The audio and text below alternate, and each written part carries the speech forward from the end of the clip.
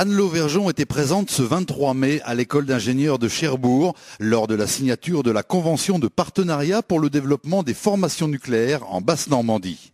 L'occasion également pour la présidente d'Areva de revenir sur la catastrophe de Fukushima, de rappeler le soutien de Areva au pôle universitaire de Cherbourg et de faire un point sur l'industrie française. Et ça, c'est ce que l'on fait dans toutes les situations, même les plus extrêmes, comme celle de Fukushima. Je dois dire, je disais récemment, mais c'est vrai que c'est les 10 jours de ma vie professionnelle les plus terribles auxquels j'ai dû faire face, parce qu'on voyait grosso modo ce qu'il fallait faire et on ne voyait pas que c'était fait. C'est vrai que c'est extrêmement stressant.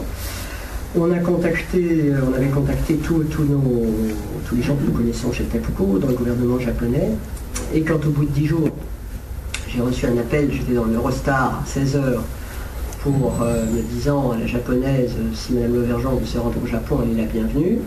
J'ai pris le premier avion, 19h le soir, et le lendemain, nous étions à pied d'œuvre. Et depuis lors, eh bien, nous sommes concrètement associés à la résolution des graves problèmes qui sont les leurs. Ils ont choisi notre technologie pour traiter les eaux très contaminées qui sont sur le site. Il y a 100 000 tonnes d'eau très contaminée qu'il faut traiter le plus vite possible. Et nous sommes en train de mettre la dernière main sur la station de traitement qui va donc être opérationnelle dans les jours et semaines qui viennent. Donc nous sommes aujourd'hui aussi, nous travaillons avec eux sur les options concernant les combustibles usés, nous travaillons avec eux sur les problématiques de démantèlement des réacteurs. Donc Areva, c'est pas seulement le partenaire des jours heureux, c'est aussi le partenaire des jours difficiles. Et ça, je pense que c'est un élément clé. Le design des centrales de Fukushima, c'est pas du Areva, mais le jour où ça va pas bien, nous sommes là. Et ça, ça, il faut être très clair, on ne ferait rien. On parle toujours d'industrie, vous savez, la tendance quand on parle d'industrie, c'est de parler d'équipement. C'est de parler de robots, c'est de parler de technologie. Et on devrait pourtant chaque fois commencer par les hommes et les femmes. On ne fait rien, mais rien dans l'industrie, si on n'a pas des hommes et des femmes de talent, et de très grands talents. Et c'est ça qui fait la différence.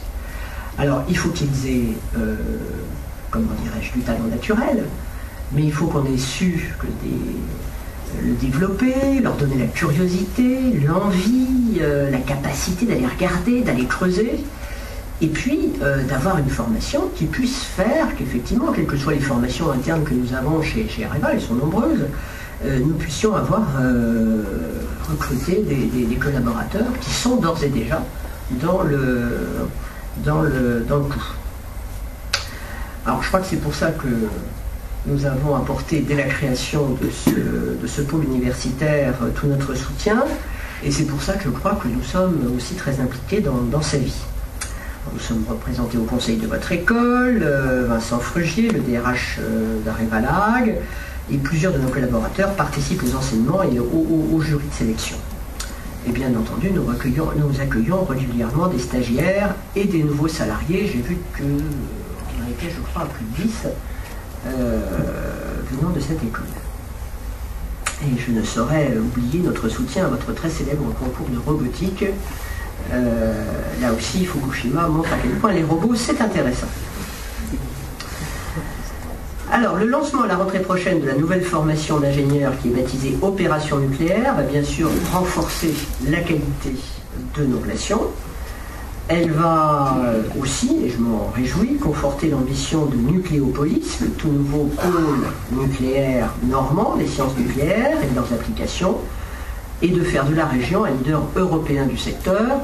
Ça paraît assez logique pour une région qui a non seulement la plus belle usine de traitement recyclage du monde, mais également le premier EPR construit sur le sol français, ainsi que 2 réacteurs d'ores et déjà de génération 2.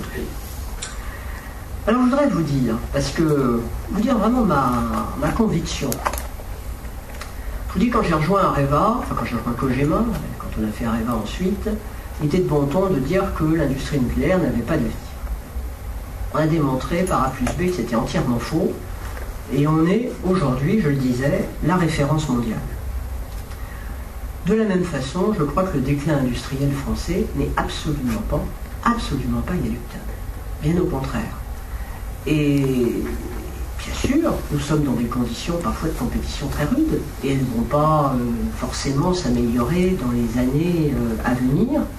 Néanmoins, je le pense profondément, si on est capable de montrer notre différence, si on est capable d'innover suffisamment, nous avons un immense avenir devant nous.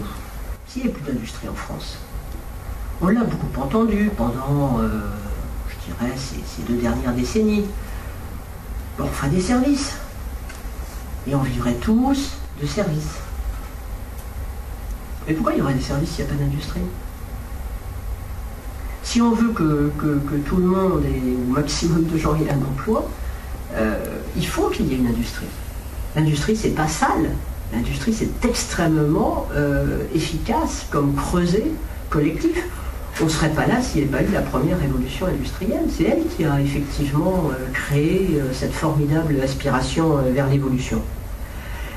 Et très clairement, l'image qu'on a entendue parfois de certains nous expliquer c'est pas grave, vous savez, nous on va penser, on va concevoir. Et puis la réalisation, elle se fera en Chine, elle se fera en Inde. Et ça sort d'où ça? Si on ne sait pas réaliser, la conception va partir avec la réalisation. Tout est lié.